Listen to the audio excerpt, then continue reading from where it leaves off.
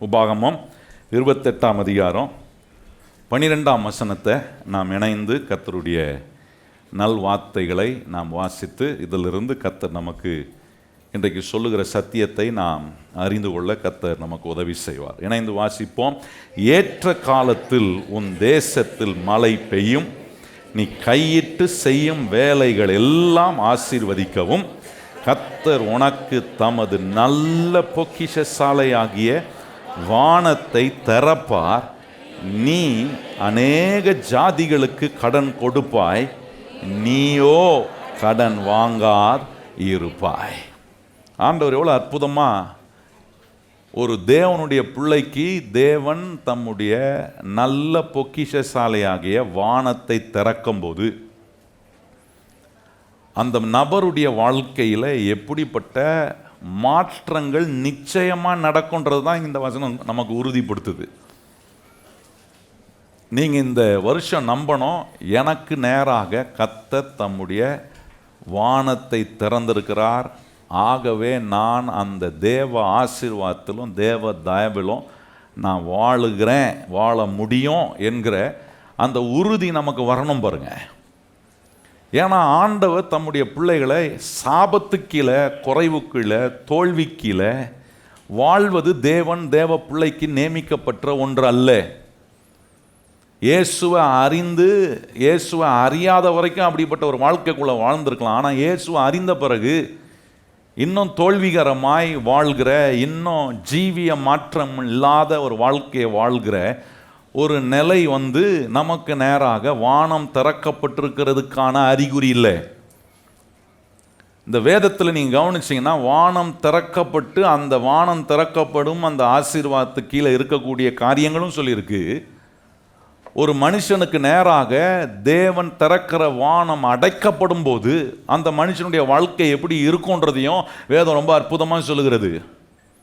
நம்ம வாசித்த அந்த உபாகம் 28ஆம் அதிகாரத்தில் அதை ரெண்டாக பிரிக்கலாம். ஒன்று, முதல் 14 வசனங்கள் ஒரு மனுஷனுக்காக, கர்த்தருடைய பிள்ளைக்காக, கர்த்தருடைய வார்த்தையை கேட்டு அந்த வார்த்தையை கை கொள்கிற ஒரு தேவ பிள்ளைக்காக கர்த்தர் வானத்தை திறக்கும் போது அந்த வானம் திறக்கப்பட்ட ஆசீர்வாதத்துக்கு கீழே வாழ்கிற ஒரு மனுஷனுடைய வாழ்க்கை எப்படி இருக்குன்னு முதல் 14 வசனங்கள் சொல்லுகிறது. 15ஆம் வசனத்தை கவனிச்சிங்கன்னா வானம் அடைக்கப்படும் போது மனுஷனுடைய வாழ்க்கை எப்படி சாபத்துக்குள்ளே போகப்படுகிறது என்பதை குறித்து சொல்ல இருக்கிறது. அதில் 23ஆம் வசனம் ரொம்ப அற்புதமாக சொல்கிறாரு. அந்த 23ஆம் வசனம் சொல்கிறாரு, உன் தலைக்கு மேல் உள்ள வானம் வெண்கலமாகவும் உன்னுடைய காலு கீழே இருக்கிற பூமி இரும்பாக இருக்கும். அப்படின்னா கடினமாக உழைப்பேன், வேர்வை சிந்தி உழைக்கிறவனாக இருப்பேன், பல மணி நேரம் உழைக்கிறேன், ஆனால் பலன் ஒன்றுமே இருக்காது. அதே வெறுமை, அதே தோல்வி, அதே ஒரு ஃப்ரஸ்ட்ரேஷன், நிறைவே அதில் நாம் பார்க்க முடியல. அது எப்படின்னா எனக்கு மேலாக வானம் அடைக்கப்பட்டு இந்த ஒரு நிலை இந்த சபைக்கு வருகிற எந்த விசுவாசிக்கும் இருக்கக்கூடாது என்பதை தேவன் விரும்பிதான் ஊழியக்காரனை என்ன செய்கிறார்னா இந்த சத்தியங்களை எடுத்து உங்களுக்கு போதிக்கும்படி அதை விளக்கி சொல்ல வேண்டியது ரொம்ப அவசியம் பாருங்க.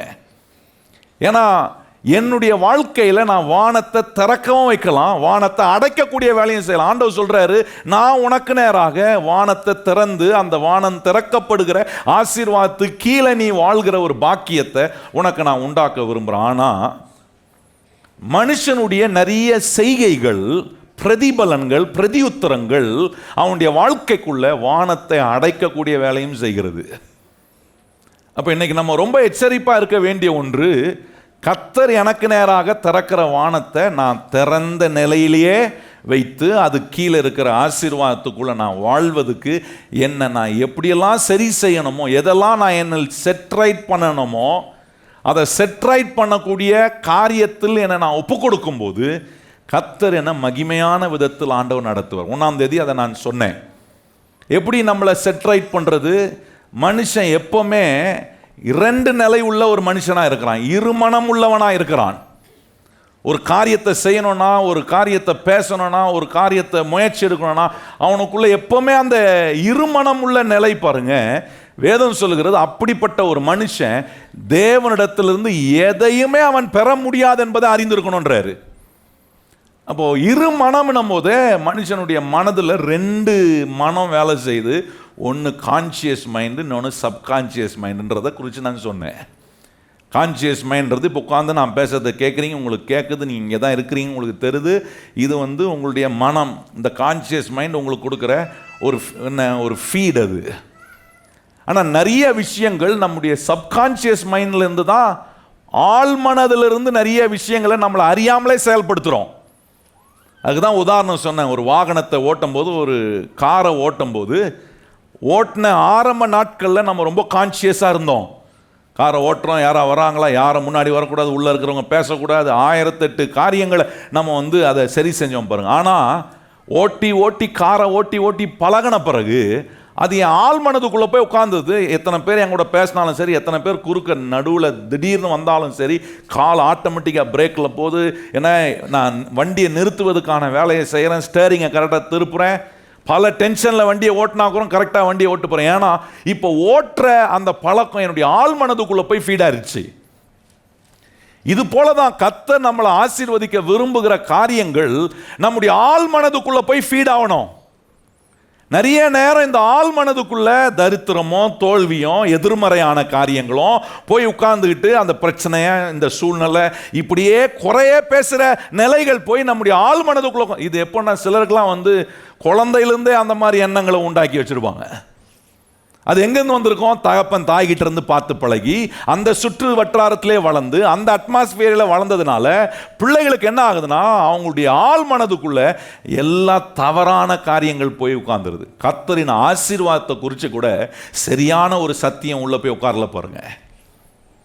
நிறைய நேரம் கர்த்தருடைய ஆசீர்வாதத்தை நம்பவே மாட்டாங்க கிறிஸ்தவர்கள். ஆசீர்வாதம் உனக்கு உண்டாகும், உன்னை கர்த்தர் விடுவிப்பார், உனக்கான உதவிகளை கர்த்தர் செய்ய, அதை நம்ப முடியல சில கிறிஸ்தவர்களால்.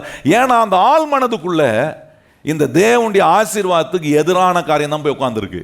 ஏன்னா அதை தான் ரொம்ப தியானிக்கிறேன். திடீர்னு சில நேரம் கர்த்தர் நம்ம குறித்து நம்முடைய வாழ்க்கையை மேன்மைப்படுத்த நமக்காக கர்த்தர் திறந்த வானத்தை வச்சிருக்கிறார் என்று சொல்லும்போது, இந்த கான்சியஸ் மைண்டில் கேட்கும் போது இன்ஸ்பயர் ஆகிறேன், நான் பரவசப்படுறேன். ஆனால் வெளியே போன உடனே, என் சூழ்நிலையை பார்த்த உடனே, என் ஆள் மனதுக்குள்ளே ஏற்கனவே டிஃபால்ட்டாக இருக்கு பாருங்க, குறை நடக்காது, இது எப்படி ஆகும், இந்த சந்தை, இதெல்லாம் ஆட்டோமேட்டிக்காக ஓவர்டேக் பண்ணுறதுனால கேட்ட வசனம் வலிமையற்று போய்விடுகிறது.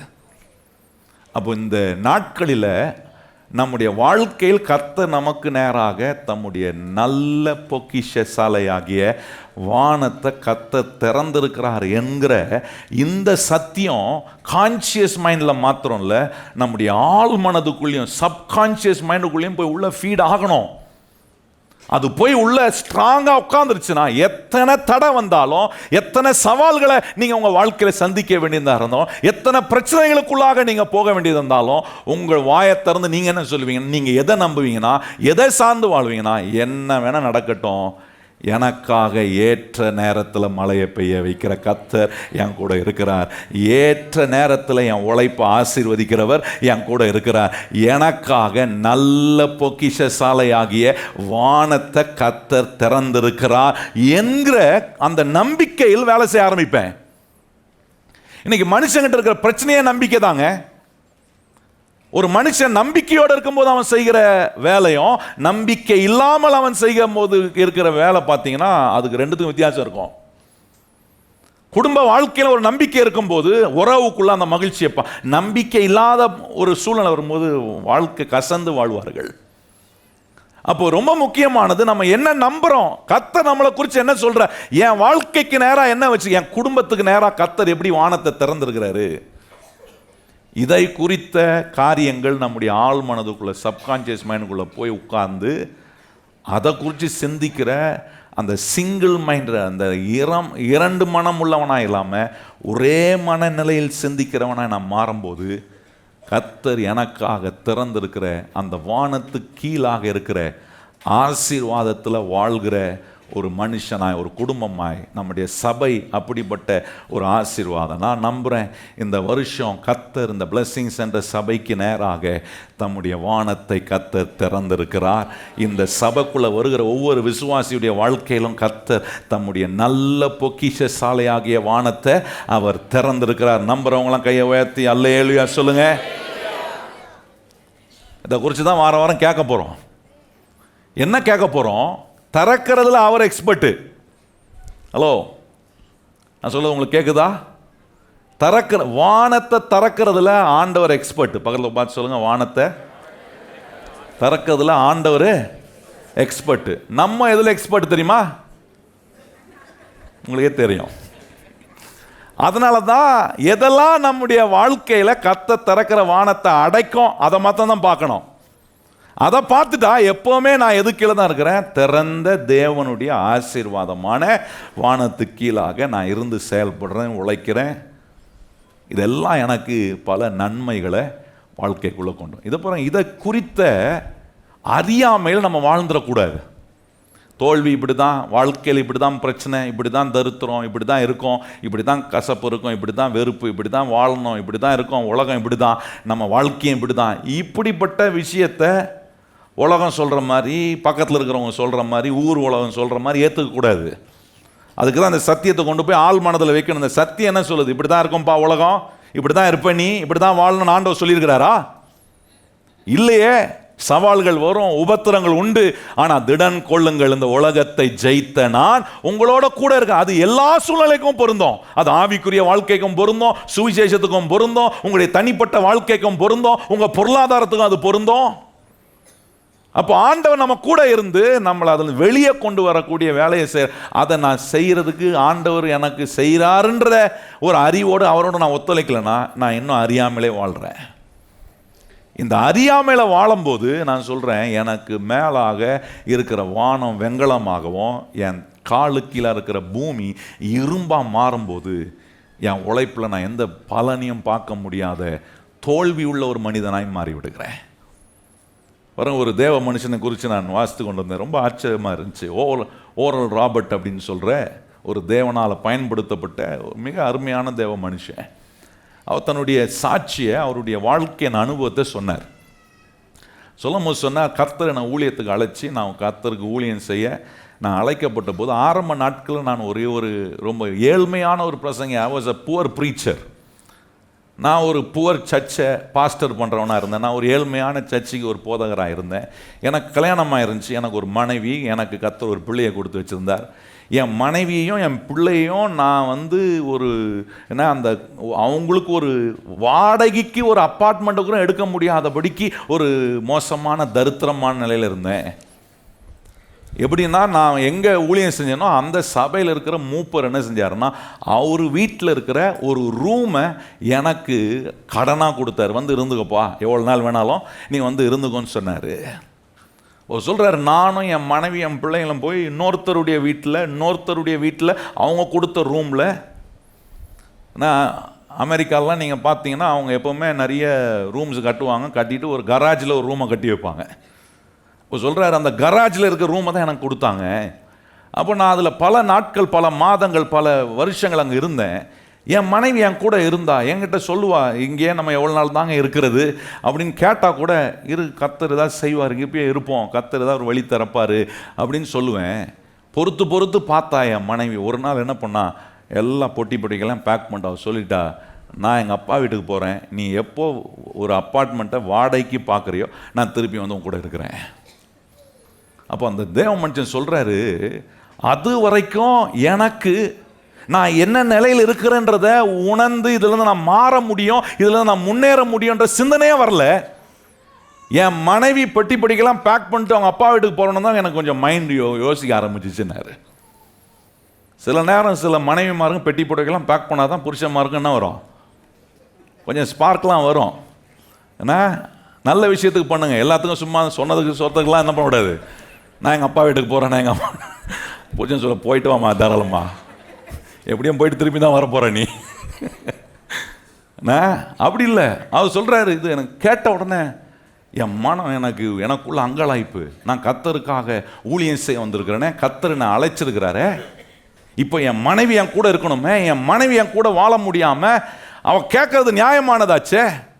எவ்வளோ நாள் தான் என் மனைவியும் என் பிள்ளையும் நான் இன்னொருத்தருடைய வீட்டில், ஏன்னா அவங்க கொடுத்த கடன் கொடுத்த ஒரு ரூமில் நான் எவ்வளோ நாள் இருக்கிறது, என் மனைவி எவ்வளோ நாள் தான் இருப்பான், அவள் கேட்டது நியாயமானது தானே.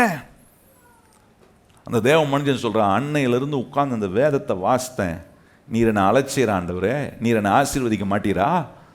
நான் ஊழியக்காரனா இப்படி தான் இருக்கணுமா? இன்னொருத்தனுடைய தயவுலையே நான் இருக்கணுமா? அவர் சொல்றாரு, நான் ஊழியக்காரனா நான் இன்னொருத்தருடைய தயவுலே இருக்கிறது தான், அதுக்கு தான் என்ன ஊழியத்துக்கு அழைச்சீரா? இப்படி ஒரு நிலையில் நான் இருப்பதுக்காக நீ ஊழியத்தில் அழைச்சி இன்னொருத்தர் எனக்கு உதவி செஞ்சு இப்படியே காலம் முழுவதும் இந்த மனுஷனுடைய தயவுலே நான் வாழ்ந்து என் வாழ்க்கையை முடிக்கணுமா?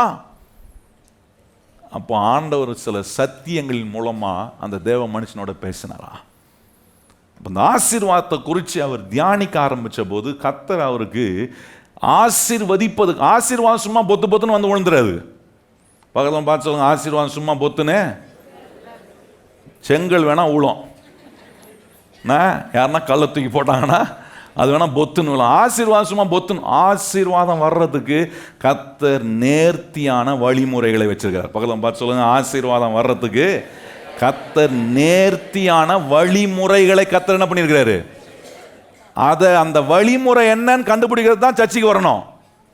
அந்த வழிமுறையை நான் எப்படி கை கொள்ளணும், என் வாழ்க்கையை நான் செட்ரைட் பண்ணி கர்த்தர் சொல்ற வழிமுறைக்குள்ள என் வாழ்க்கையை கொண்டு வரதுக்கு நான் என்ன செய்யணும், அந்த சிந்தனை என்னைக்கு வருதோ அப்பதான் உண்மையான மறுரூபம். சத்தியத்தில் உண்மையான மறுரூபம் அப்பதான் வருது. இல்லைன்னா சும்மா வருவேன் அப்படியே பேன் உட்காந்துட்டு கடைசி வரைக்கும் பேன் போக வேண்டியது தான். ஒன்றும் நடக்காது. பக்கத்தில் இருக்கிறவங்களுக்குலாம் நடக்கும். ஏன்னா அவங்க சத்தியத்தை கேட்குறாங்க, அவங்க அதன்படி வாழ்கிறாங்க, அவங்கள ஆசீர்வதிக்கிற. நீங்கள் யோசிப்பீங்க, நானும் சர்ச்சைக்கு வரேன் ஒன்றும் நடக்க மாட்டேதுன்னு. காரணம் அவங்க கேட்ட மாதிரி கேட்கல. அப்போ சொல்கிறாரு, இந்த விதைப்பும் அறுப்பையும் குறித்து ஆண்டவர் ஒரு மனுஷனை ஆசீர்வதிப்பதுக்காக வச்சிருக்கிற முறைமைகளை படித்து அதை தியானித்து வாழ்க்கையில் அவர் சொல்கிறார், முதல் முறை என் வாழ்க்கையில் நான் இந்த விதைப்பும் அறுப்பு பிரமாணத்தை உபயோகப்படுத்த ஆரம்பித்தேன்.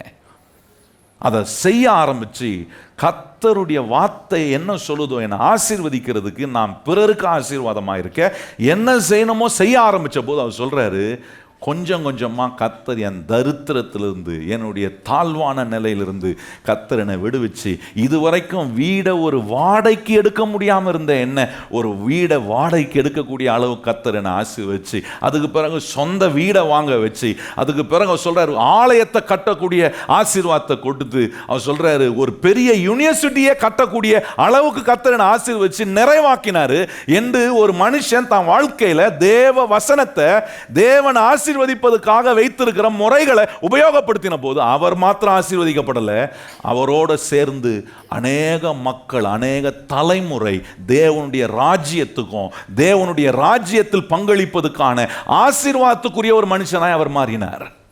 நல்ல கவனிங்கள். அவர் சொல்றார், நான் மாத்திரம் அந்த நாளில் இதே அறியாமையில் இதே இக்னோரன்ஸ்ல இருந்திருப்பேனா இந்த தேவ ஆசீர்வாதம் எனக்கு இருக்குன்றதை நான் கண்டுபிடிச்சிருக்க மாட்டேனே. கர்த்தருடைய பிள்ளைகளாக இருக்கிற நாம் ஒவ்வொரு நாளும் நம்ம நம்பணும், எனக்கு நேராக கர்த்தர் தம்முடைய நல்ல பொக்கிஷசாலையாகிய வானத்தை திறந்திருக்கிறார். கையை உயர்த்தி சொல்லுங்க, கர்த்தர் எனக்கு நேராக, என் குடும்பத்துக்கு நேராக, எங்கள் சபைக்கு நேராக கர்த்தர் தம்முடைய நல்ல பொக்கிஷசாலையாகிய வானத்தை கர்த்தர் திறந்திருக்கிறாரு.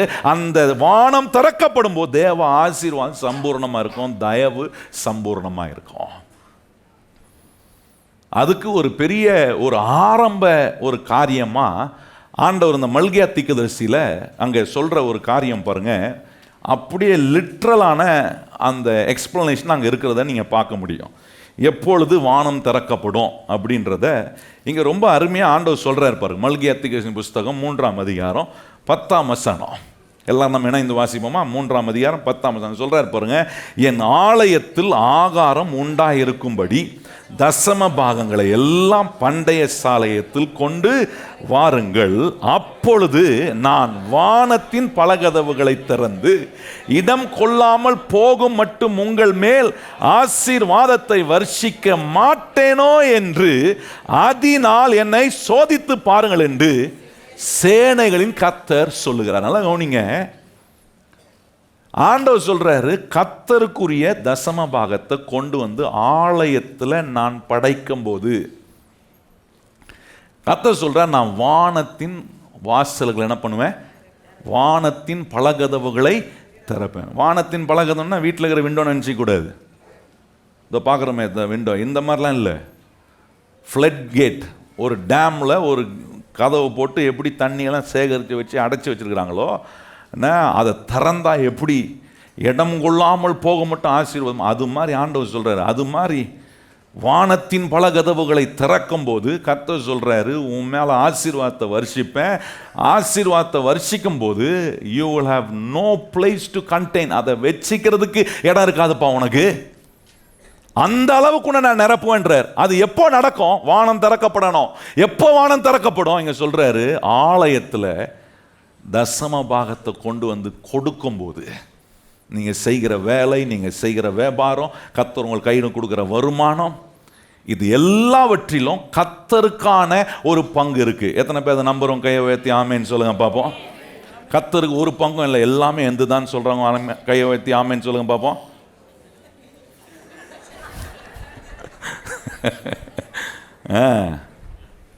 சில தெரியாம ரெண்டுத்துக்கும் கை உயர்த்துறது.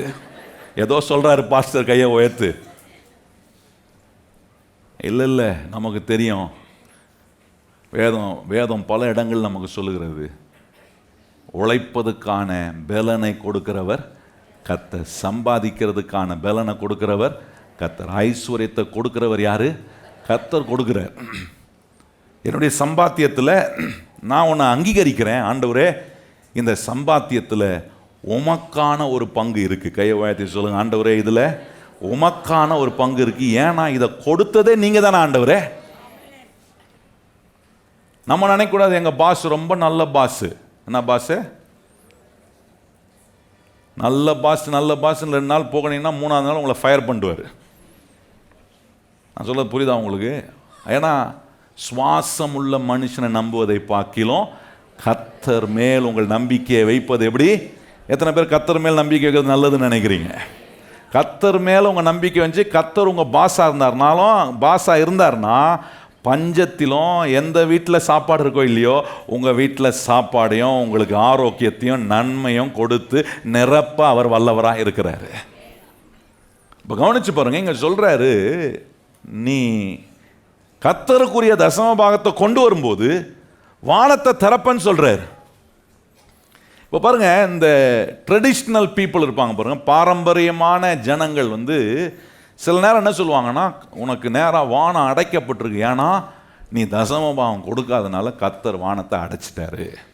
அவங்க எதுன்னு அடிப்படையில் சொல்கிறாங்க? இந்த மல்கியா 3:10 தான். ஏன்னா கொண்டு வந்தால் வானத்தை திறப்பன்றாரு, கொண்டு வரலன்னா என்ன ஆகும்? ஆட்டோமேட்டிக்காக வானம் அடைக்கப்படும் அப்படின்றாரு. அது மாத்திரம் இல்லை, வானம் அடைக்கப்படுகிறதுக்கு பல காரணங்கள் இருக்கு. நல்ல கவனிங்கள், ஏராளமான காரணங்கள் இருக்கு. நம்முடைய யோசனைகள், நம்முடைய பேச்சு, நம்முடைய சுற்றுச்சூழல், நாம் அணுகிற காரியங்கள், நாம் செய்கிற காரியங்கள், இது எல்லாமே ஆண்டவர் என்ன விரும்புகிறாருன்னா, நீ செட்ரைட் பண்ண வேண்டிய ஒரு நேரத்தை கர்த்தர் நம்முடைய வாழ்க்கையில் கொடுக்குறாரு. இந்த சத்தியங்கள் நம்மளை என்ன செய்யுதுன்னா, எங்கெங்கெல்லாம் நான் செட்ரைட் ஆகணும், எங்கெங்கெல்லாம் இன்னும் கொஞ்சம் என்ன நான் சரி பண்ணணும் என்பதை அறிந்து கர்த்தருக்கு முன்பாக கர்த்தர் சொல்றபடி காரியங்களை சரி பண்ணும்போது, கர்த்தர் எனக்கு நேராக தம்முடைய நல்ல பொக்கிஷசாலையாகிய வானத்தை கர்த்தர் திறக்கிறார். அந்த திறக்கப்படும் போது அது கீழே குறைவில்லாத ஆசீர்வாதம் இருக்கும். கை வாய்த்து சொல்லுங்க, என்ன ஆசீர்வாதம் இருக்கும்? குறைவில்லாத விதத்தில் கர்த்தர் நம்மளை ஆசீர்வதிப்பார். பாருங்க, இந்த காரியத்தை இயேசுநாதர் சொன்ன ஒரு வார்த்தையை வைத்து நான் இந்த காரியங்களை கொஞ்சம் விளக்க விரும்புகிறேன். ஏன்னா இதில் தான் இந்த தசம பாகன்ற ஐடியா தான் நிறைய பேருக்கே ப்ராப்ளம். சிலருக்கு இந்த தசம பாகன்ற வார்த்தையை கேட்டாலே ஒரு மாதிரி ஆயிடுவாங்க. பாஸ்டர் தசம பாகம் பற்றி பேசுகிறாரா, கடைசியில் சுற்றி எங்கே வந்துட்டார் பற்றியா அப்படின்ற மாதிரி தான் இருக்கும். ஆனால் நான் சுற்றி எங்கேயும் வரல, நான் சுற்றி கர்த்தர் உங்களை எப்படி ஆசீர்வதிக்கிறதுக்கு நீங்கள் என்ன செய்யணுன்றது தான் நான் சொல்ல வரேன். நீங்கள் அதை விளங்கிக்கிட்டீங்கன்னா நீங்கள் பலருக்கு ஆசீர்வாதமாக இருக்கலாம். எத்தனை பேர் நீங்கள் ஆசீர்வதிக்கப்படணும், நீங்கள் பலருக்கு ஆசீர்வாதமாக இருக்கணும்னு விரும்புகிறவங்களாம் கையை உயர்த்தி ஒரு அல்லேலூயா சொல்லுங்க பார்ப்போம். மத்தேயு 23ஆம் அதிகாரம் வாங்க. மத்தேயு 23ஆம் அதிகாரம் 23ஆம் வசனம். ஏன்னா இங்கே சொல்லப்படுகிற காரியங்களை கவனிச்சிங்கன்னா, இங்கே வேத பாரியர்கள், பரிசேயர்கள் இவர்கள்லாம் தசமபாகம் கொடுக்குறாங்க. ஆனால் அந்த தசமபாகம் கொடுத்ததுனால அவங்களுக்கு ஆசீர்வாதம் இல்லை. ஏன் இல்லைன்னா, வானம் அடைக்கப்பட்டிருக்கு. ஆசீர்வாதம் இருந்திருந்தா இயேசுநாதர் இந்த வார்த்தையை இங்கே இப்படி உபயோகப்படுத்தி, ஐயோ அப்படின்ற வார்த்தையை இயேசுநாதர் இந்த வேத பாறைகளை பார்த்தும் பரிசேயர்களை பார்த்து உபயோகப்படுத்தியிருக்க வேண்டியதில்லை. அப்போ ஆண்டவர் இங்கே அந்த வார்த்தையை உபயோகப்படுத்துறாருன்னா அது அவங்களுக்கு ஆசீர்வாதம் இல்லை, கொடுக்குறாங்க, தசம பாகத்தை கொடுக்குறான். ஆனால் அவன் நினச்சிக்கிறான் தசம பாகம் கொடுக்கறனால எனக்கு நேராக வானம் திறக்கப்பட்டோம். ஆனால் ஆண்டவர் காட்டுற வேற காரணங்கள் இருக்குது அடைப்படுறதுக்கு. தசம பாகம் கொடுக்கணும், அது தேவன் வச்சிருக்கிற முறைமை. அந்த முறைமையோடு செய்ய வேண்டிய மற்ற காரியங்களையும் செய்யும்போது கர்த்தர் வானத்தை நமக்கு நேராக திறக்கிறார். இங்கே பாருங்க எப்படி ஆண்டவருங்க சொல்றாரு பாருங்க. 23 வசனம் எல்லாரும் வாசிப்போமா? மாயக்காரராகிய வேத பாரியரே பரிசேயரே உங்களுக்கு, இது ஆசீர்வாதமான வார்த்தையா? மாயக்காரரே பரிசேயரே வேத பாரியரே உங்களுக்கு ஐயோ அப்படின்றது ஆசீர்வாதத்தை குறிக்குதா? இல்லை, வானம் அடைக்கப்பட்டிருக்கிறத குறிக்குது. அங்கே சொல்லிட்டு சொல்றாரு பாருங்க, உங்களுக்கு ஐயோ, நீங்கள் ஒத்தலாமிலும் வெந்தயத்திலும் சீரகத்திலும் தசம பாகம் செலுத்தி நியாயப்பிரமாணத்தில் கற்பித்திருக்கிற விசேஷித்தவைகளாகிய நீதியையும் இரக்கத்தையும் விசுவாசத்தையும் விட்டு விட்டீர்கள். இவைகளையும் செய்ய வேண்டும், அவைகளையும் விடாதிருக்க. நல்லவன் என்ன சொல்றாரு? இந்த வேத பாரியர்களையும் பரிசேயர்களையும் பார்த்து சொல்றாரு, மெட்டிகுலஸ்லி அவங்க என்ன பண்றாங்கன்னா எல்லா மசாலாவுக்கும் தசம பாகம் கொடுக்குறான். நல்லா கவனிங்க, அவன் சாப்பிட்ற மசாலாக்கு கூட கணக்கு பார்த்து என்ன பண்ணுறான்? தசம பாகம். அதான் இங்கே சொல்லியிருக்கு, வெந்தயத்திலும் சீரகம். நான் கேட்குறேன், நீங்கள் சாப்பிட்ற வெந்தயத்துக்கும் சீரகத்துக்கும் என்னைக்கா கணக்கு பார்த்து தசம பாகம் கொடுத்துருக்கீங்களா? நம்ம ஊரில் தான் மசாலா கன்சப்ஷன் ரொம்ப அதிகம். மசாலாவாக சாப்பிட்றோம், எல்லாத்துக்கும் மசாலா இல்லாமல் சாப்பிட்ற ஏதாவது ஒரு ஐட்டம் ஏதாவது சொல்லுங்கள் பார்க்கலாம்.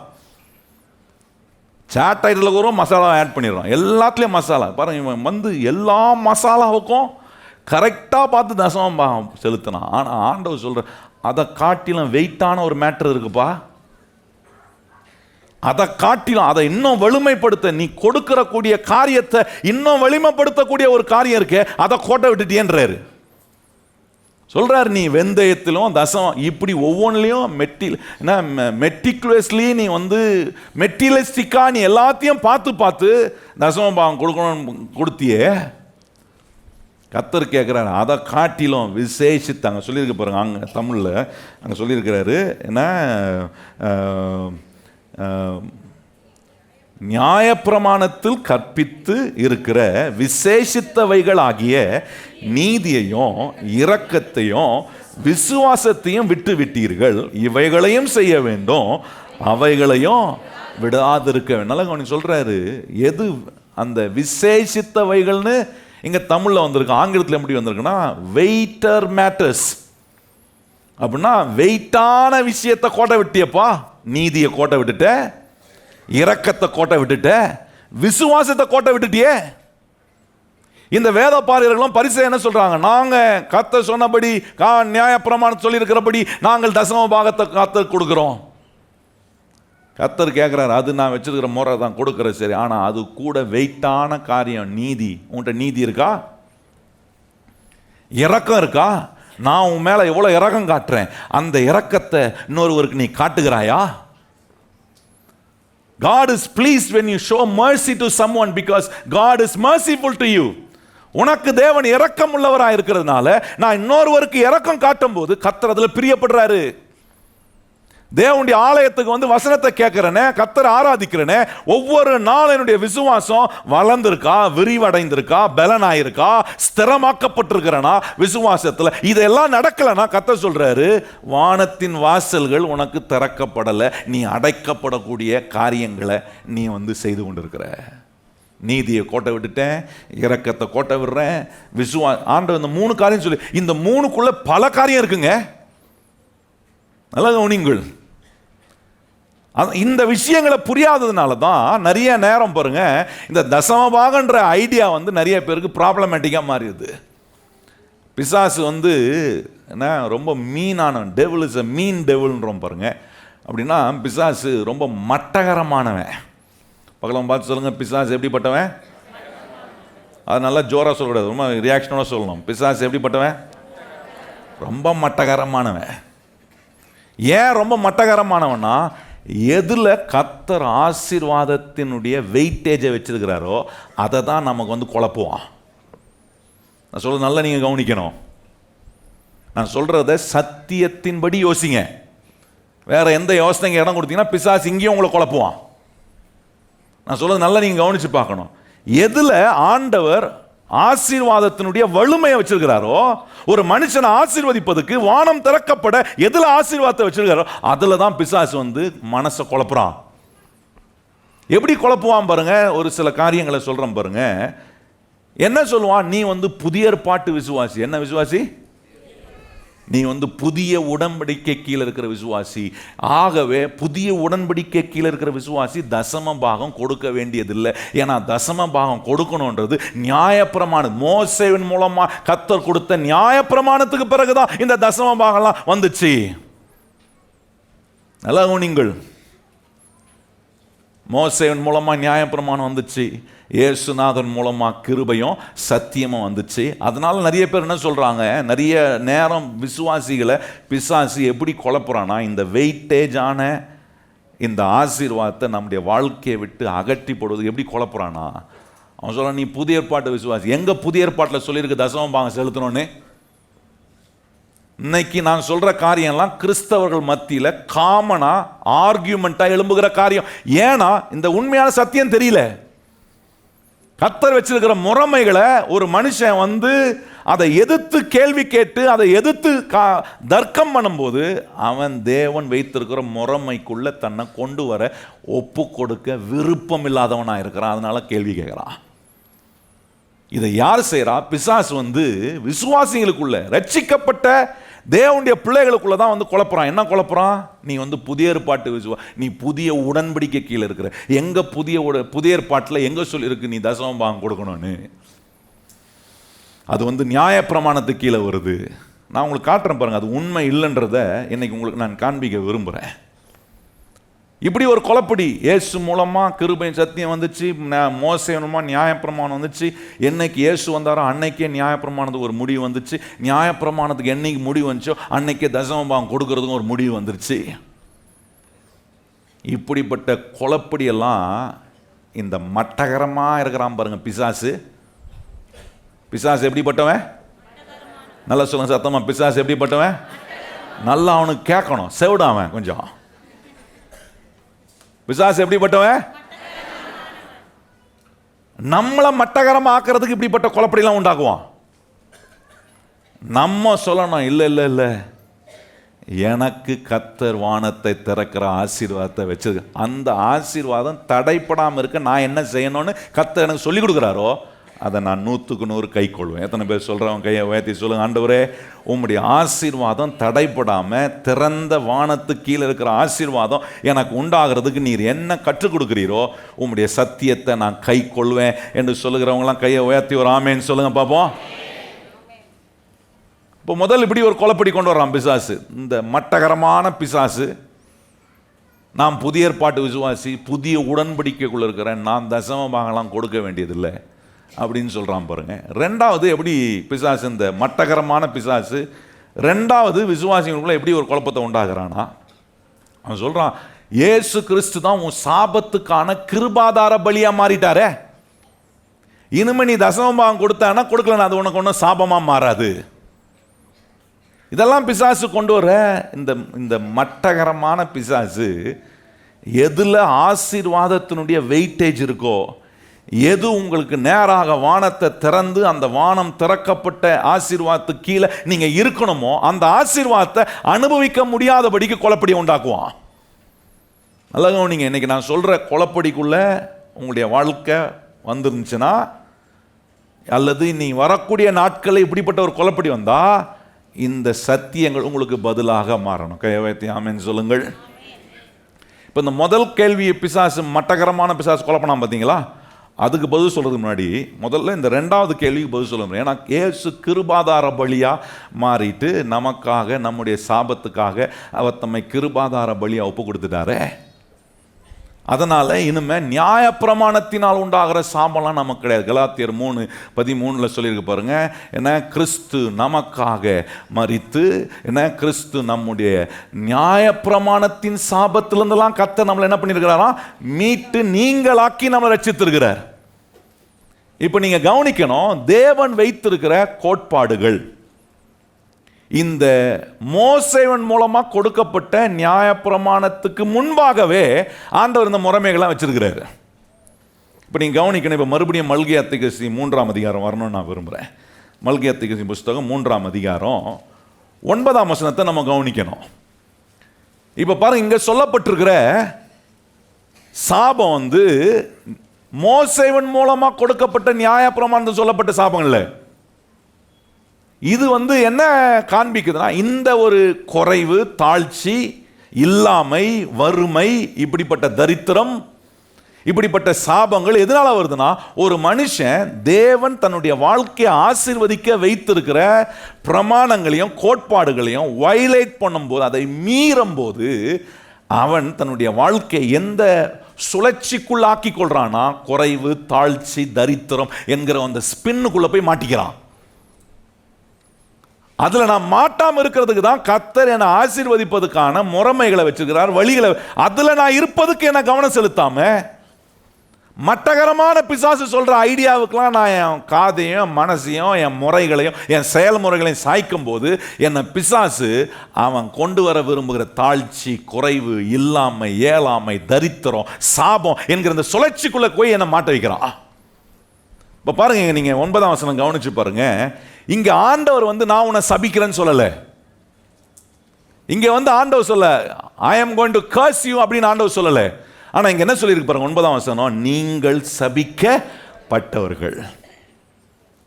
தேவன் வச்சிருக்கிற முறைமைகளை நான் வயலேட் பண்ணும்போது, மீறும் போது, நான் ஆட்டோமேட்டிக்கா குறைவென்கிற அந்த சுழற்சிக்குள்ள போய் மாட்டி நான் சாபக்கேடான நிலைக்கு போறேன்.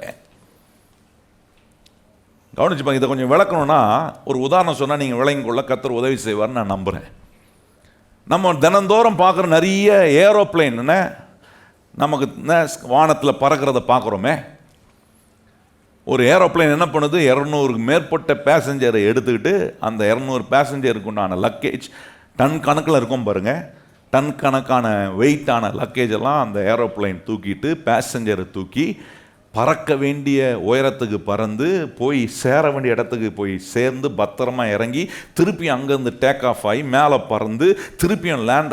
இதெல்லாம் கரெக்டாக நடக்கிறதுக்கு நீங்கள் கவனிச்சிங்கன்னா ஆண்டவர் இந்த உலகத்தில் ஒரு பிரமாணத்தை வச்சுருக்காரு. இந்த ஏரோப்ளைன் பறக்கிறதுக்கு ஒரு பிரமாணம் வச்சுருக்காங்க. அந்த பிரமாணம் என்னன்னா லா ஆஃப் ஏரோடைனமிக்ன்றாங்க. ஒரு பைலட்டுக்கு தெரியும் இந்த இந்த ஏரோடைனமிக் என்கிற லா வந்து இருக்கிறதுனால ஒரு பைலட் வந்து டேக் ஆஃப் ஆக முடியும், ஒரு குறிப்பிட்ட டிஸ்டன்ஸ் பறக்க முடியும், அதுக்கப்புறம் அந்த பிளேனை கீழே கொண்டு வர முடியும் என்பது அந்த பைலட்டுக்கு தெரியும். ஆண்டவர் ஒன்றும் ஒவ்வொரு நாளும் ஏரோப்ளைனை பார்த்து பற, ஏர் இந்தியா ஏர்லைன்ஸ் பற, இண்டிகோ ஏர்லைன்ஸ் பற, அப்புறம் என்னெல்லாம் இருக்கும், ஆண்டவர் ஒவ்வொரு ஏர்லைன்ஸும் பார்த்து பறன்றாரா? இல்லை ஏரோப்ளைன் பறக்கிறதுக்கு முன்னாடி நம்ம சென்னை ஏர்போர்ட்டில் எல்லா பாஸ்டருங்கெல்லாம் போய் நின்றுட்டு ஒவ்வொரு பிளேனுக்காக கை வச்சு ஜோம் பண்ணி பறக்கணும், பறக்காமல் பறந்துருண்ண அப்படின்னு சொல்கிறாரா? யார் ஜோம் பண்ணுறாங்களோ இல்லையோ, உங்கள் பிரயாணத்துக்காக ஜோம் பண்ணுறீங்க, ஆண்டவரை சேமமாக போனோம், ஆண்டவரை பத்திரமா, அதெல்லாம் நம்ம பண்ணணும். ஆனால் இந்த ஏரோப்ளைன் பறக்கிறதுக்குன்னு ஒரு ஏரோடைனமிக் ஒரு லா ஒன்று இருக்குது. அந்த ஏரோடைனமிக் லாவை கரெக்டாக இந்த ஏரோப்ளைன் ஓட்டுற பைலட் உபயோகப்படுத்தும் போது அந்த ஏரோப்ளைன் பூமியிலிருந்து மேலே பறக்குது, பறந்து தூக்கி கொண்டு போக வேண்டிய பேசஞ்சரை தூக்கி சுமந்து, அவங்களுடைய லக்கேஜை தூக்கி சுமந்து அவங்கள கொண்டு போய் சேர வேண்டிய இடத்துக்கு சேர வைக்குது. நிறைய நன்மையான காரியங்கள் நடக்குது. இப்போ இதெல்லாம் ஒன்றுமே புரிஞ்சிக்காம இப்படி இந்த ஏரோப்ளைன் பறக்கிறதுக்குன்னு ஆண்டவர் வந்து இந்த ஏரோப்ளைனை உண்டாக்குறதுக்கு முன்னாடியே, ஏரோப்ளைன் கண்டுபிடிச்சுன்னா ஒரு 100கணக்கான வருஷம் தான் இருக்குங்க. ஆனால் இந்த ஏரோப்ளைனை கண்டுபிடிக்கிறதுக்கு முன்னாடி ஆண்டவர் இந்த ஏரோடைனமிக் இந்த லாலாம் அந்த பிரமாணத்தெல்லாம் கர்த்தர் இந்த பூமியில் வச்சிருக்கிறாரு. மனுஷன் அதுக்கப்புறம் தான் கண்டுபிடிச்சி ஏரோப்ளைனை பறக்க வைக்கிறதெல்லாம் பண்ணா. நல்லா கவனிச்சு பாருங்க. இப்போ இவ்வளோ காரியங்களை ஆண்டவர் செஞ்சுருக்கும் போது அந்த ஏரோப்ளைனை இந்த ஏரோடைனமிக்லாம் ஒன்று இருக்குது, அதை அந்த பிரமாணம் இருக்குது, இதன்படி தான் யூஸ் பண்ணணும், இதன்படி தான் இந்த பைலட் இந்த பிளேனை ஏற்கணும் அப்படின்னு தெரியாமல், ஒன்றுமே தெரியாமல் நான்லாம் அதுக்கெலாம் கீழ்ப்படிய முடியாது. நான் எதுக்கு கீழ்ப்படியணும், நான் எதுக்கு அதை கை கொள்ளணும்? இன்றைக்கி நிறைய நேரம் கிறிஸ்துவ அப்படி தானே கேட்குறோம். ஆண்டவர் வச்சுக்கிற முறைமைகள், ஆண்டவர் நம்மளை அதெல்லாம் செய்ய மாட்டேன், எப்படி வேறு எப்படி ஆசீர்வதிப்பா சொல்லுங்கள். இப்போ ஒரு பைலட் ஏறி போயிட்டு அவருக்கு ஏரோடைனமிக் லா ஒன்று இருக்குது, இதுதான் இப்படி தான் யூஸ் பண்ணணும், இப்படி தான் அப்ளை பண்ணணும்னு தெரியாமல் நான் போய் உட்காந்துட்டு இஷ்டம் போல நான் ஸ்டேரிங் மேலேயும் கீழேயும் ஆட்டுவேனா? ஆட்டுவீங்க மேலேயும் கீழேயும். உள்ளே இருக்கிறவங்க என்ன பண்ணுவாங்க? கத்துன்னு கத்துவாங்க. எல்லாருடைய நிம்மதியும் போகும், எல்லாருடைய ஜீவனம் ஆபத்தில் இருக்கு.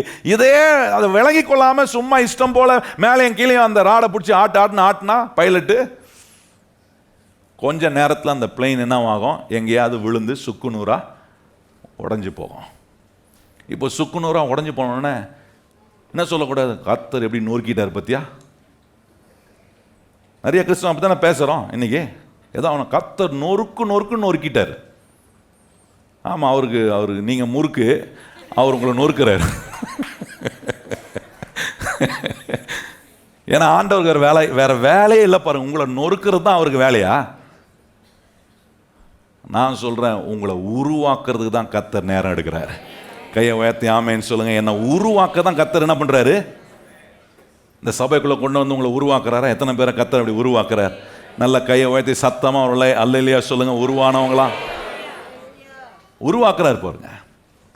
இதெல்லாம் தெரியாமல் சிலர்லாம் இருப்பாங்க. எதுக்கு அல்லையா சொல்கிறோம், எதுக்கு ஆமேன்னு சொல்கிறோன்னே தெரியாமல். கர்த்தருக்கு சித்தமான ஏரோப்ளேன் டேக் ஆஃப் ஆகும், கர்த்தர் சித்தமான அந்த ஏரோப்ளேன் கீழே விழுந்து நொறுங்கும். அல்லேலூயா ஆமேன். அதுக்கு ஒரு கூட்டம் இருக்கும்.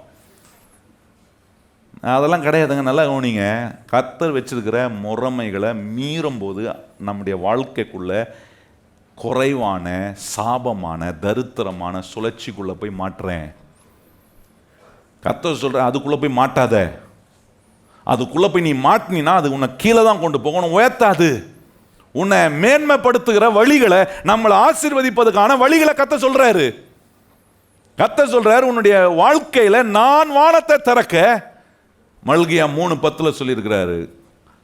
தசம பாகங்களை கொண்டு வந்து பண்டைய சாலையில் நீங்கள் படைக்கும் போது ஆண்டவர் சொல்றாரு, நான் வானத்தின் பல கதவுகளை திறந்து உனக்கு இடம் கொள்ளாமல் போக மட்டும் உன் மேலே நான் என்ன செய்வேன்?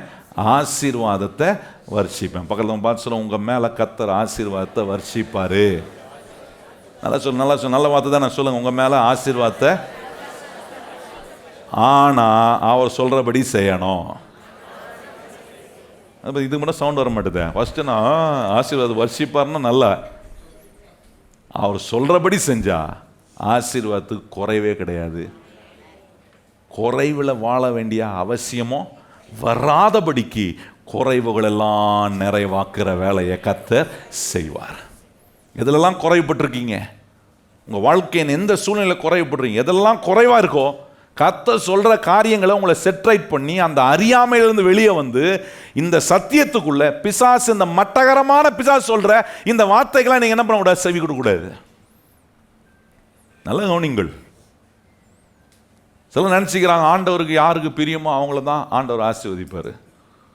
சிலர் நினைக்கிறாங்க ஆண்டவர் மேலே உட்காந்து நாக்கு பாக்கு வெத்தலை. இந்த இடத்துல விளையாடிருக்கீங்க போல், நல்லா சொன்னோன்னே சிரிக்கிறீங்களே. ஆண்டவர் மேலே உட்காந்து ஆக்கு பாக்கு வெத்தலை, இவனுக்கு போடலாமா கொஞ்சம் ஆசீர்வாதம்? இல்லை, நம்ம ஊரில் ஒரு ஆட்டை ஆடுறதுக்கு முன்னாடி ஒரு காயினை தூக்கிட்டு டாஸ் பண்ணுவாங்க பாருங்க. டாஸ் பண்ணிட்டு தலை விழுந்தா ஆசீர்வாதம், வாழா இருந்தால் இவனுக்கு சாபம் அப்படின்னா யோசித்து பாருங்க. இப்படியே ஆண்டவர் சொல்ல, இதெல்லாம் நான் பண்ணுறதில்லை. உன்னை ஆசீர்வதிப்பதுக்கான வழிமுறைகளை, பிரமாணங்களை, கோட்பாடுகளை ஏற்கனவே வச்சிருக்கிறேன்ப்பா. இன்னைக்கு எந்த சுழற்சிக்குள்ள இருக்கிற? குறைவென்ற சுழற்சிக்குள்ள இருக்கிறியா? சாபன்ற சுழற்சிக்குள்ள இருக்கிறியா? ஏமாற்றம் அடைகிற சுழற்சிக்குள்ள இருக்கிறியா? வறட்சி என்கிற சுழற்சிக்குள்ள இருக்கிறியா? ஆண்டவர் சொல்றாரு, நான் உனக்கு வானம் திறக்கிறதுக்கு, நான் சொல்றேன் சத்தியத்தை செய்யறதுக்கு உனக்கு மனம் இருக்கா? உன் இருதயம் அதுல பற்றுள்ளதா இருக்கிறதா? இல்லை அதுல உட்கார்ந்து நான் இன்னும் தர்க்கம் பண்ணிட்டு இருக்கிறேனா? அதை குறிச்ச கேள்வியை கேட்கிறேனா? கர்த்தர் சொல்றாரு, நீ கேள்வி கேட்கறதுனால நஷ்டம் கர்த்தருக்கு அல்ல, நமக்கு தான் நஷ்டம் வரும். ஆனால் கர்த்தர் சொல்றதை செஞ்சா எத்தனை பேர் கை வச்சு சொல்லுவாங்க, எனக்கு லாபமோ லாபம் தான்.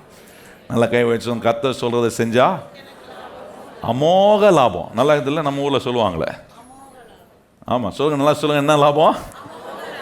சொல்றதே அமோகமாக இருக்கு பார்த்தீங்களா? அமோக லாபம் உண்டாகும். கவனிச்சு பாருங்க. இதுதான் ஆண்டவர் சொல்றாரு. இதுதான் ரெண்டாவது கேள்வி பிசாசு கொண்டு வரான் பாருங்க. கிருபாதார பலியாக இருக்கிறதுனால சாபலம் நீங்கிருச்சு, அதனால நான் தசம பாகம் செலுத்தினா சாபலம். ஆண்டவர் சொல்கிறாரு, அந்த பிரமாணத்துக்கு கீழ் வருகிற சாபத்துக்கும் தேவன் ஒரு மனுஷனை ஆசீர்வதிப்பதுக்கு, தேவன் ஒரு மனுஷன் ஏங்குவதுக்கு, தேவன் இந்த மனுஷன் வர்றதுக்கு முன்னாடி ஆண்டவர் வச்சிருக்கிற பிரமாணங்கள், கோட்பாடுகள், அவனுடைய வாழ்க்கையை ஆசீர்வதிப்பதுக்கு வச்சிருக்கிற காரியத்தை அவன் செய்யாமல் போகும்போது, அதை வயலேட் பண்ணும்போது, மனுஷன் தன்னை ஆசீர்வாதத்துக்கு கீழே வைக்காம குறைவும் தாழ்ச்சியும் தரித்திரமும் சாபம் என்கிற அந்த ஸ்பின்குள்ள, அந்த சுழற்சிக்குள்ளே போய் மாட்டிக்கிறோம். அது கொஞ்சம் கொஞ்சமாக நம்மளை கீழே கொண்டு போகும், கொஞ்சம் கொஞ்சமாக வறட்சிக்குள்ள, கடைசியில் இறுதியாக ஏன்னா தர தட்டிருச்சுன்றாங்க, ராக் பாட்டம்ன்றாங்க, அது மாதிரி ராக் பாட்டத்துக்கு கொண்டு போயிடும். அந்த நிலைகள் வராமல் இருப்பதுக்கு கர்த்தர் எப்பொழுதும் எனக்கு நேராக தம்முடைய நல்ல பொக்கிஷசாலியாகிய வானத்தை திறப்பார். கையை வயதை சொல்லுங்க, கர்த்தர் எனக்கு எப்பொழுதும் அவருடைய நல்ல பொக்கிஷசாலியாகிய வானத்தை எனக்கு என்ன பண்ணியிருக்கிறார்? கர்த்தர் திறந்திருக்கிறார். அவங்களுக்கு எத்தனை பேர் நம்புறீங்க? ஆண்டவரே எனக்கு திறந்திருக்கிறீர், இன்னைக்கு திறக்கலனா இன்னைக்கு திறக்கிற வேலையை கர்த்தர் செய்யும்படி எனக்கு சொல்லி அதை நான் செய்கிறேன் ஆண்டவரே. இதான் செட் ரைட் பண்ணுறது. இப்படி செட் ரைட் பண்ணோம்னா வாழ்க்கையில் ஆசீர்வாதத்தை நம்ம குறைவில்லாமல் அனுபவிக்க, அநேகருக்கு ஆசீர்வாதமாக இருக்க கர்த்தர். முதல் கேள்வி இப்போ பாருங்க, பிசாசு கொண்டு வந்த இந்த மட்டகரமான பிசாசு. இன்னைக்கு நான் அவனுக்கு பேர் வச்சுக்கிறேன். அவனுக்கு என்ன பேர்? ஆமாம், பிசாசு வந்தால் சொல்லணும், மட்டகரமானவனே அப்படின்னு சொல்லணும். பிசாசு மட்டகரமான பிசாசு. எதுலெல்லாம் வெயிட் இருக்கோ, ஆசீர்வாதத்தினுடைய வலுமை எதில் இருக்கோ அதை என் வாழ்க்கையில் குழப்பி அதை வர முடியாதபடி பண்ணுறான் பாருங்க. அவனை வேற எப்படி சொல்லுது? அவன் ஒரு மட்டகரமானவன் தான். முதல் கேள்வி அவன் கொண்டு வரான் பாருங்க, கிறிஸ்தவன். நான் புதிய ஏற்பாட்டு விசுவாசி, நான் புதிய உடன்படிக்கை, நான் புதிய ஏற்பாட்டு பரிசுத்தவான். I am a saint, new testament saint. அதனால் நான் தசம பாகம் கொடுக்க வேண்டியதில்லை. ஏன்னா தசம பாகம் மோசே மூலமாக கர்த்தர் கொடுத்த பிரமாணத்திலிருந்து கொடுக்கப்பட்டுச்சு.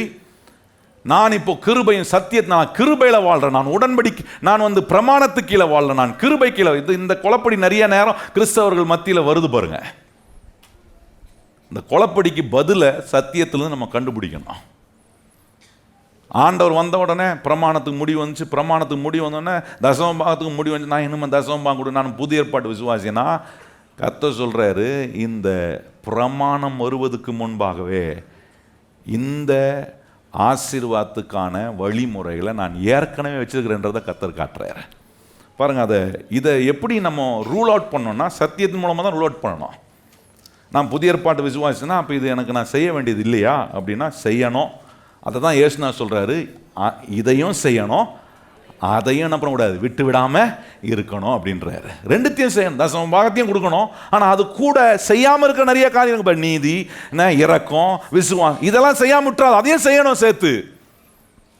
அதெல்லாம் செய்வதுக்கு தான் இந்த சத்தியங்கள் நமக்கு உதவியாக இருக்குது பாருங்க. இங்கே ஆதியாம் 2ஆம் அதிகாரத்தில் கவனிச்சிங்கன்னா ஆண்டவர் மனுஷனை கொண்டு ஏதேன் தோட்டத்தில் அவனை விடுறாரு. அங்கே கொண்டு விடும்போது ஆண்டவர் அவனுக்கு சில காரியங்களை சொல்றாரு. ஏன் இது மோசேக்கு முன்னாடியே, மோசேயின் மூலமா நியாயப்பிரமாணம் வந்துச்சு, அந்த நியாயப்பிரமாணத்துக்கு கீழே தான் இந்த தசம பாகம் வந்துச்சு, கிறிஸ்து வந்ததுனால அது முடிஞ்சிச்சு அப்படின்னு சொல்ற புதிய ஏற்பாட்டு விசுவாசிகளுக்கு கர்த்தர் காட்டுறாரு, ஆரம்பத்திலே இருக்குப்பா, மோசேக்கு முன்னாடியே மனுஷனை ஆசீர்வதிப்பதுக்கான, மனுஷனுக்கு நேராக வானம் திறப்பதுக்கான ஆசீர்வாதத்தை வச்சிருக்கிறன்றது நீ கொஞ்சம் கண்ணை திறந்து பாருன்றாரு. இந்த முதல் மனிதனாகிய ஆதாம கர்த்தர் உண்டாக்கின போது ஆண்டவர் சொல்றாரு, நியாயப்பிரமாணத்துக்கு அப்புறம் தான் இந்த பிரமாணம் வந்துச்சு, நியாயப்பிரமாணத்தின் மூலமா தான் தசம பாகம் வந்து நினைக்காத, முதல் மனிதனாகிய ஆதாம உண்டாக்கும் போதே தசம பாகத்தை வச்சிருக்கிறேன்றாரு. நல்ல கவனிங்கள். எதெல்லாம் ஆரம்பத்திலேருந்து இருக்கோ அதை நம்ம வாழ்க்கையில் கடைசி வரைக்கும் இறுதி வரைக்கும் கை கொள்றவங்களா இருக்கிறதுல நம்ம ஜாக்கிரதையாக இருக்கணும். இப்போ 15ஆம் வசனம் பாருங்க, 15, 16, 17 இது மூணுலேயும் 3 பாயிண்ட் இருக்கும் பாருங்க. 15ஆம் வசனம் சொல்றாரு, என் தேவனாகிய கர்த்தர்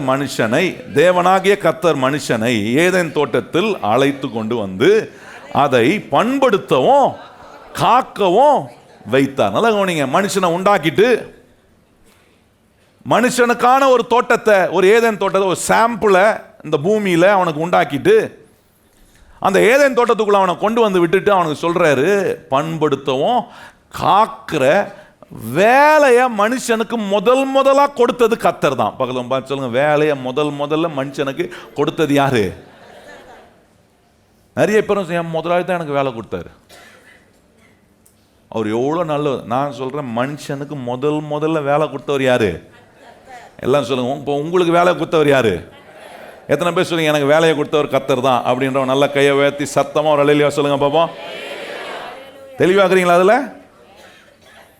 ஏன்னா இங்கே கூட்டு போய் ஆதாமை கூட்டிகிட்டு போய் ஆண்டவர் உண்டாக்கின ஆண்டவர் அவனுக்கு ஒர்க் பண்ணுறதுக்கான என்வாயர்மெண்ட்டை உண்டாக்கி அவன் கையில் ஆண்டவர் சொல்கிறாரு இப்போ பண்படுத்தவும் காக்கிற ஒரு அசைன்மெண்ட்டை கொடுத்து அவனுக்கு ஒரு வேலைக்கான டிஸ்கிரிப்ஷனை கொடுக்குறாரு. அவனை ஒரு வேலை இல்லாத ஆளாக கொண்டு அவனை ஒரு டூரிஸ்டாக கொண்டு போய்ப்பா நான் உண்டாக்கியிருக்கிறேன் தோட்டம், சும்மா அப்படி சுற்றி பார்த்துட்டு வா சொல்லியிருக்கலாமே. ஆனால் அப்படி விடாமல் மனுஷனை கொண்டு வந்து முதல்ல அவர் உண்டாக்கின இடத்துல விடும்போது அவனை விட்டு அவனுக்கான வேலையை கர்த்தர் கையில் கொடுக்குறாரு. நான் சொல்கிறேன், ஒரு மனுஷனுக்கு வேலையை கொடுக்க தெரிஞ்ச தேவனுக்கு வேலைக்கு உண்டான பலனை கொடுக்க தெரியுமா தெரியாதா? எத்தனை பேர் தெரியும்னு நினைக்கிறீங்க? இப்போ பாருங்கள், முதல் 15ஆம் வசனத்தில் அவனுக்கு வேலையை கொடுத்தாரா? வேலையை கொடுத்துட்டு அந்த வேலைக்கான சம்பளத்தையும் ஆண்டவர் கொடுக்குறாரு பாருங்க. அதனால தான் நீங்கள் நல்லா விளங்கி கொள்ளணும். எனக்கு வேலையை கொடுக்குறவன் கர்த்தர், அந்த வேலைக்கான சம்பளத்தை கொடுக்குறவரும் கர்த்தர் தான். கையை உயர்த்தி சொல்லுங்கள், எனக்கு வேலை கொடுக்குறவரும் கர்த்தர் தான், அந்த வேலைக்கான சம்பளத்தை கொடுக்குறவன் யார் தான்? ஏன்னா இந்த உதாரணம் பாருங்க, ஆதாமுடைய வாழ்க்கையில் அப்படியே நீங்க பார்க்கலாங்க. சொல்றாரு பாருங்க, 16ஆம் வசனம் 15ஆம் வசனம் வேலையை கொடுத்துட்டாரு. என்ன வேலை செய்யணும்னு கொண்டு வந்து அவனை கையில் வேலையை கொடுத்து அவனை வேலை செய்யும்படி உண்டாக்கிட்டு, இப்போ பாருங்க 16ஆம் வசனம், தேவன் ஆகிய கர்த்தர் மனுஷனை நோக்கி நீ தோட்டத்தில் உள்ள சகல விருட்சத்தின் கனியையும் புசிக்கவே. நல்ல கவனி, என்ன சொல்றாரு? இப்போ அவன் சம்பளம் என்ன தெரியுமா? அவன் உழைச்சி அவன் பண்படுத்தி அவன் காத்து அவன் ப்ரொடியூஸ் பண்ற ஹார்வெஸ்ட் அவனுக்கு இருக்கு பாருங்க. அவன் சொல்றாரு, இப்போ தோட்டத்தில் உள்ள எல்லா மரத்தின் கனியை நீ என்ன பண்ணலாம்? புசிக்கலாம். அவன் சம்பளம் அங்க நியமிக்கிறார் கர்த்தர். நீ வேலை செஞ்சா உன் வேலைக்கான சம்பளம். பாருங்க, இது வந்து பிப்ளிக்கல் பிரின்சிபல். 1 தீமோத்தி 5ஆம் அதிகாரத்தில் வாசித்தீங்கன்னா அங்க சொல்லி இருக்கிறது, வேலைக்காரன் கூலிக்கு என்னவா இருக்கிறான்? பாத்திரவானா இருக்கிறான். இது பிப்ளிக்கல் பிரின்சிபல். ஆண்டவர் ஒரு மனுஷனுக்கு வேலையை கொடுக்கும் போது அந்த வேலைக்கான சம்பளத்தையும் ஆண்டவர் தான் கொடுக்கிறார். ஏன்னா இது தேவன் நியமித்திருக்கிற, இது வேதாகம என கோட்பாடுகள். நீங்க நினைக்க கூடாது எங்க பாஸ் தான் எனக்கு டான்னு 1ஆம் தேதி ஆனா சம்பளம் போட்டுருவாரு. இல்லைங்க, நம்ம பாஸ் ஒருத்தர் இருக்கிறாரு, அவர் தான் எனக்கு சம்பளம் கொடுக்குறார். கையை உயர்த்தி எத்தனை பேர் சொல்ல முடியும்? என்னுடைய ஆண்டவர் தான் என்னுடைய பாஸ். எத்தனை பேர் சொல்றீங்க இயேசு தான் என்னுடைய பாஸ்ன்னு சொல்றவங்களாம் சத்தமா சொல்லுங்க, இயேசு தான் என்னுடைய பாஸ். உலக பாஸ் மறந்தாலும் இந்த பாஸ் மறக்கவே மாட்டார் என்று சொல்றவங்களாம் கையை உயர்த்தி ஆமேன்னு சொல்லுங்க. வேலையும் ஆதாமுக்கு கொடுத்துட்டு வேலைக்கான சம்பளத்தையும் அவனுக்கு கொடுத்து, அந்த சம்பளம் என்ன? தோட்டத்தில் உள்ள எல்லா விருட்சத்தின் கனி என்ன பண்ணலாம்? நீ புசிக்கலாம். இப்போ வேலையை கொடுத்துட்டு வேலைக்கான சம்பளத்தை கொடுத்து அவனுக்கு ஒரு அறுவடை. சம்பளம்ன்றது ஒரு அறுவடை.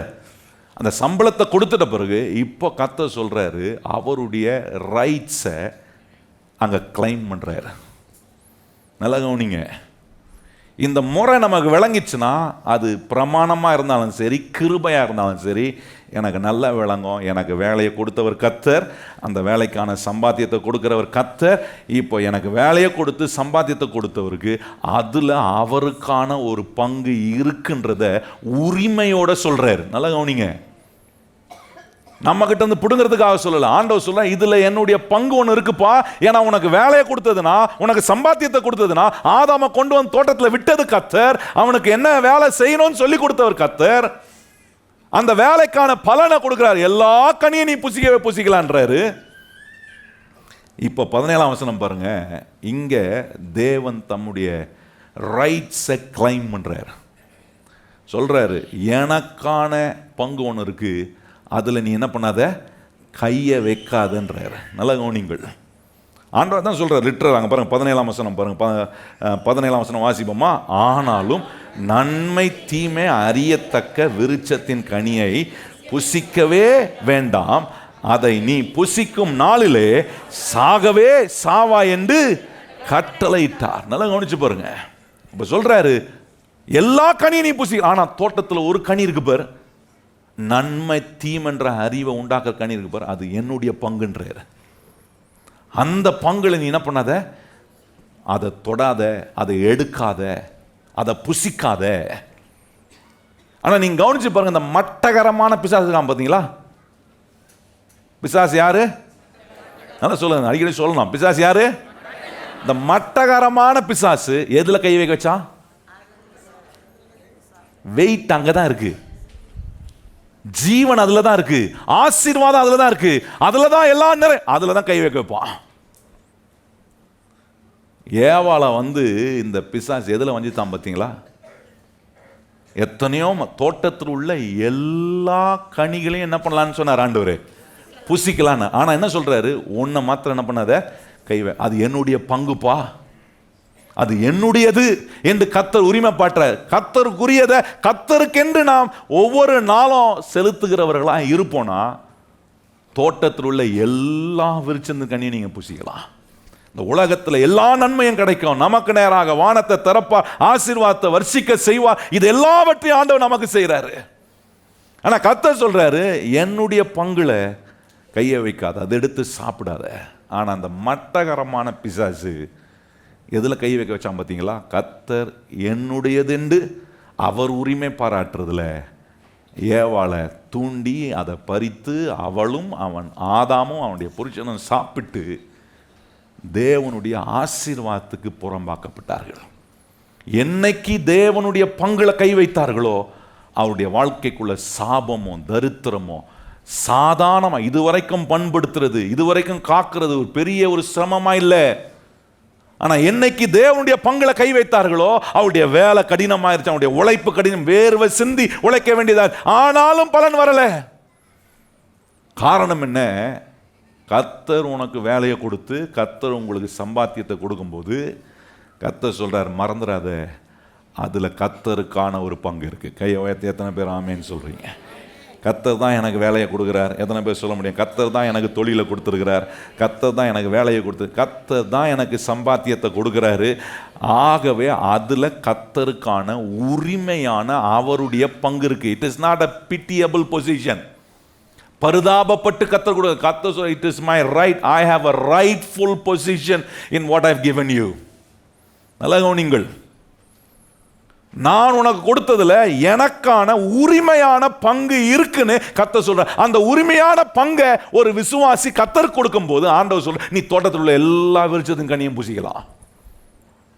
கர்த்தர் நம்மளை எங்கெல்லாம் கொண்டு போகிறாரோ, என்னெல்லாம் செய்ய வைக்கிறாரோ, அது அத்தனையிலும் கர்த்தர் தம்முடைய நல்ல பொக்கிஷ சாலையாகிய வானத்தை கர்த்தர் திறப்பாரு. அவருடைய ஆசீர்வாதமும் தயவும் நமக்கு உண்டாகும். ஆனா என்னைக்கு அதுல கை வைக்கிறனோ கர்த்தர் சொல்றார், வானம் அடைக்கப்படுது, என் தலைக்கு மேல இருக்கிற வானம் வெண்கலமாகவும் என் காலு கீழே இருக்கிற பூமி என்னவா மாறுது? இரும்பா மாறுது. இது எப்படி நடக்குது கவனிச்சு பாருங்க. பிசாசு, மட்டகரமான பிசாசு குழப்பி தேவன் வைத்திருக்கிற ஆசீர்வாதத்துக்கான, திறந்த வானத்து கீழே வாழ்கிற ஆசீர்வாதத்துக்கான நன்மையில் வாழாதபடிக்கு அதை அடைத்து போடக்கூடிய நிறைய வேலைகளை பிசாசு நம்மளை தூண்டிதான் செய்யறான். அதுதான் ஆண்டவர் இங்க நமக்கு சொல்றாரு, நான் உனக்கு வானத்தை திறக்கிறதுல எக்ஸ்பர்ட்பா, நீ இந்த வானத்தை மூடுற வேலையை நிறைய செய்யற, நீ ஜாக்கிரதையா இரு. இந்த வருஷம் நமக்கு நேராக வானம் திறக்கப்பட்டிருக்கணும். கையை வாயத்தை சொல்லுங்க, ஒவ்வொரு நாளும் எனக்கு நேராக, என் குடும்பத்துக்கு நேராக சொல்லுங்க. நல்ல வாயை திறந்து எத்தனை பேர் விரும்புறவங்க வாயில அந்த வார்த்தைலாம் வரும். ஆண்டவரே, எனக்கு நேராக, என் குடும்பத்துக்கு நேராக, என் பிள்ளைகளுக்கு நேராக, என் உழைப்புக்கு நேராக, ஆண்டவரே என் தொழிலுக்கு நேராக, எங்க சபைக்கு நேராக கர்த்தர் வானம் திறந்து வைத்திருக்கிறார். அந்த வானம் திறக்கப்பட்டிருக்கிற ஆசீர்வாதத்துக்கு கீழே நம்ம வாழும் போது நான் சொல்றேன், எல்லா கனிகளையும் நம்ம புசிக்கலாம். கர்த்தர் நம்முடைய உழைப்பெல்லாம் பண்படுத்துகிறதும் காக்கிற வேலையெல்லாம் சுலபமாக்கிட்டே இருப்பார்.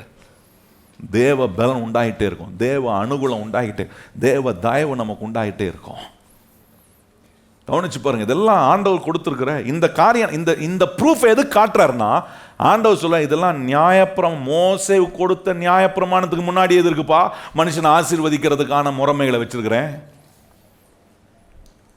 நீங்க கவனிச்சு பாருங்க, இதே பேட்டர்னை தான், இதே அமைப்பை தான் நியாயப்பிரமாணத்தை மோசே கையில கொடுத்தாரு பாருங்க. அவனுக்கும் இதே தான் சொல்றாரு. லேவியார் 27 அதிகாரம் 30 வாசித்து பாருங்க, நேரம் இல்லை அதுல சொல்லி. அதுலயும் கர்த்தருக்கான பரிசுத்தமான ஒரு பங்கு இருக்கான்.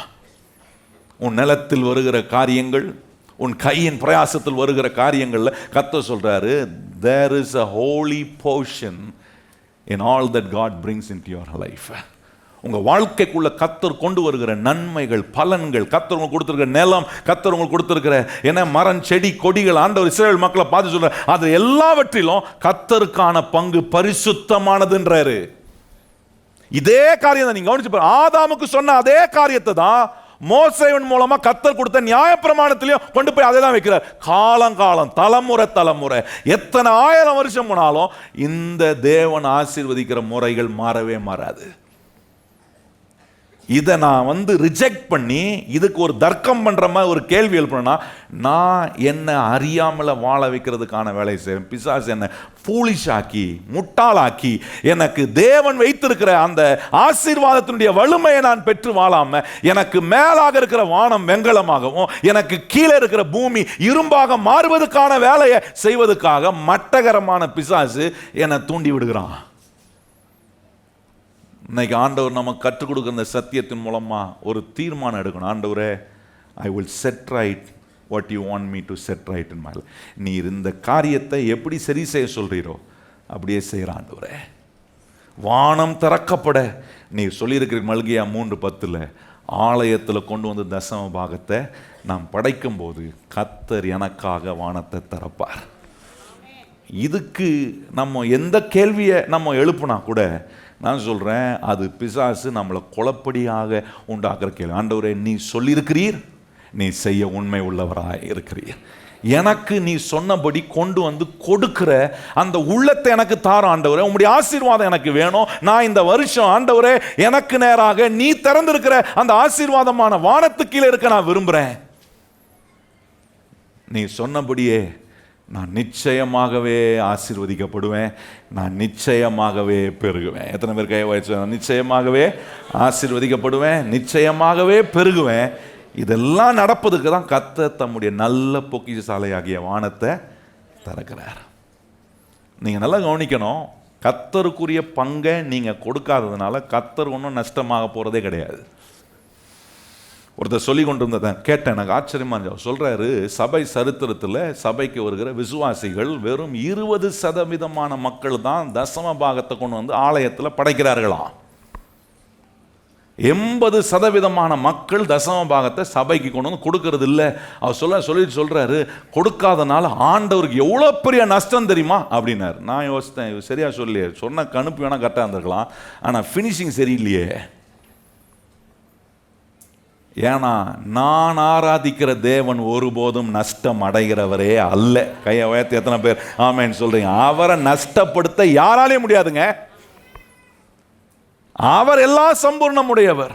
பூமியும் அதனுடைய நிறைவும் என்னுடையது, வெள்ளியும் பொன்னும் என்னுடைய. எல்லா மகிமை எல்லா வானத்திலும் சரி, பரலோகத்திலும் சரி, பூமியிலும் சரி, பூமி கீழே சரி, எல்லாருக்குரியது. அவர் ஒரு நாள் நஷ்டமாக போறதில்லை. இதை நான் செய்யாமல் போகும்போது நான் கண்டிப்பாக நஷ்டமாவேன். நான் ஒருவேளை தாழ்ச்சி, வறட்சி, வறுமை, என்ன தரித்திரம், தோல்வி என்கிற அந்த சொல்லட்டுக்குள்ளே மாட்டுவேன். கர்த்தர் இன்னைக்கு நமக்கு சொல்லி கொடுத்த சத்தியத்தின் மூலமாக என் வாழ்க்கையை லாபகரமாக அமோக லாபத்திலையும் கொண்டு வரலாம், படு மோசமான நஷ்டத்துக்கும் கொண்டு போகலாம். ஆண்டவர் சொல்ல, சாய்ஸ் இஸ் யோர்ஸ். ஆண்டவர் எதையுமே கட்டாயமாக திணிக்கிறவர்களை சொல்லி கொடுப்பாரு. உனக்கு நேராக வானம் திறக்கப்பட நீ இதை செய். அதுதான் ஆண்டவர் எடுத்த உடனே 1ஆம் தேதி நம்முடைய 2 மனநிலை இல்லாமல் சிங்கிள் மைண்டடாக இருக்கணும். சத்தியத்தை சிங்கிள் மைண்டடாக கேட்கணும். டபுள் மைண்டடாக உட்காந்து கேட்கக்கூடாது. பாஸ்டர் எதுக்கு இதை சொல்கிறாரு அப்படின்னு கேட்கக்கூடாது. ஏன் கர்த்தர் என்னோட பேசுகிறாரு? என்னுடைய ஆசீர்வாதத்துக்காக. நான் என்னுடைய வாழ்க்கையில் கர்த்தர் வானம் திறக்கப்பட்டு அந்த ஆசீர்வாதத்துக்கு வாழ்வதற்காக கர்த்தர் நான் சரி செய்ய வேண்டிய காரியங்களை சொல்கிறாரு என்கிற அந்த ஒரே மனநிலையோட கர்த்தர் சொல்ற வார்த்தையோட இசைந்து யோசிப்பீங்கன்னா, கர்த்தர் ஆதாமை பார்த்து சொன்னார், தோட்டத்தில் உள்ள எல்லா விருட்சத்தின் கனியை நீ என்ன பண்ணலாம்? புசிக்கவே புசி. இந்த ஆசீர்வாதத்தை கர்த்தர் கொடுப்பார். பக்கத்தில் பார்த்து சொல்லுங்க, கர்த்தர் ஆதாமுக்கு கொடுத்த தோட்டத்தில் உள்ள எல்லா கனிகளையும் என்ன பண்ணலாம்? புசிக்கவே. அதான் சொன்னார், நீ கையிடும் வேலையெல்லாம் கர்த்தர் தம்முடைய ஆசீர்வாதம் என்ன பண்ணுவாராம், ஏற்ற நேரத்தில் மழை பெய்ய வைப்பார். எத்தனை பேர் நம்புறீங்க? ஏற்ற நேரத்தில் உங்களுக்கு மழை பெய்யுமா? நிச்சயமாய் பெய்யும். ஏற்ற நேரத்தில் கர்த்தர் தம்முடைய ஆசீர்வாதத்தை கட்டளையிடுவார். கட்டளையிடும் போது இதுவரைக்கும் கடன் பட்டிருக்கலாம், ஆனா வானம் திறக்கப்பட்டு தேவ ஆசீர்வாதம் வரும்போது நான் சொல்றேன், நீங்க பட்ட கடன்லாம் கர்த்தர் தீர்வதற்கான வழியை, ஆசீர்வாதத்தை உங்களுக்கு நேராக கர்த்தர் கொண்டு வரக்கூடிய அதிசயமான அற்புதமான காரியங்கள்லாம் நீங்க பார்க்க முடியும். ஏன்னா கர்த்தர் சொல்றத நான் செஞ்சா, கர்த்தர் சொல்ற தசம பாகம் கர்த்தருக்குரிய பங்கு, அந்த பங்கை கொண்டு வந்து நாம் கர்த்தருடைய ஆலயத்தில் விதைக்கும் போது கர்த்தர் சொல்ற, நான் வானத்தின் பல கதவுகளை திறப்பேன், நான் உன்னை ஆசீர்வதிக்கும் போது நீ அந்த ஆசீர்வாதத்தை பிடிச்சி வைக்க உனக்கு இடம் போதாதப்பா. அப்படி நான் உன்னை அப்படி ஆசீர்வதிக்கப்படும் போது நான் சொல்கிறேன், எந்தெந்த கட்டிலெலாம் இருக்கிறீங்களோ, எந்தெந்த கடனெலாம் இருக்கிறீங்களோ, எந்தெந்த தோல்வியெல்லாம் இருக்கிறீங்களோ, கர்த்தர் உங்களை ஜெயமாக மாற்ற அவர் வல்லவராய் இருக்கிறார். எத்தனை பேர் நீங்கள் சொல்கிறீங்க, ஆண்டவரே நான் ஒவ்வொரு நாளும் நீர் திறந்த ஆண்டவரே நல்ல பொக்கிஷ சாலை ஆகிய வானத்தின் ஆசீர்வாதத்து கீழே நான் வாழ விரும்புகிறேன் ஆண்டவரே அப்படின்னு சொல்கிறவங்க இடத்துல எழுமி நிற்போம். நம்ம ஒப்பு கொடுப்போம். கர்த்தர் நமக்கு சொன்ன சத்தியங்களை வாழ்க்கையில் கை கொள்ளுங்க. பெரிய காரியங்களை, பெரிய அற்புதங்களை உங்கள் சரீரத்திலும் உங்கள் வாழ்க்கையிலும் காண கர்த்தர் உங்களுக்கு உதவி செய்வார். எல்லாம் கரம் உயர்த்தி வாய்களை திறந்து கர்த்தரை கொஞ்சம் நேரம் ஸ்தோத்திரம் பண்ணுங்கள். ஆண்டவரே நீ சொல்லி கொடுத்த சத்திய வசனங்கள் எங்கள் வாழ்க்கைக்குள்ள ஆண்டவரே உம்முடைய ஆண்டவரே நல்ல பொக்கிஷ சாலையாகிய வானத்தை கர்த்தர் எங்களுக்கு நேராக நீ திறந்திருக்கிறதுக்காக ஸ்தோத்திரம், ஸ்தோத்திரம். ஏற்ற நேரத்தில் மழை பெய்யும், ஏற்ற நேரத்தில் கர்த்தர் ஆசீர்வாதத்தை கட்டளையிடுவீர். நான் கடன் வாங்க மாட்டேன் ஆண்டவரே, அநேக ஜாதிகளுக்கு நான் கடன் கொடுக்கக்கூடிய நிலையில் என்ன நீர் ஆசீர்வதிக்கிற உம்முடைய ஆசீர்வாதத்துக்குள்ள நான் வாழ்கிறதுக்கு ஆண்டவரே இந்த சத்தியங்கள் எல்லாம் ஆண்டவரே நாங்கள் எதெல்லாம் சரி செய்யணுமோ அதை சரி செய்ய நீர் கற்றுக் கொடுக்கிறதுக்காக ஸ்தோத்திரம்.